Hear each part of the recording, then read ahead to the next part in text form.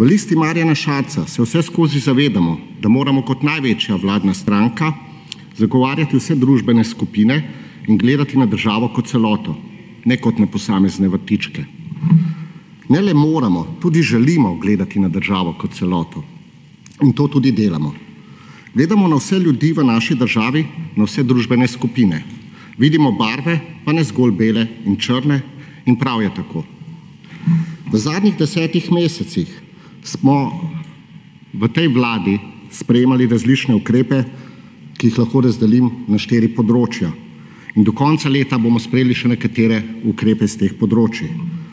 Vsi ukrepi pa so, hočete ali nočete, medsebojno povezani.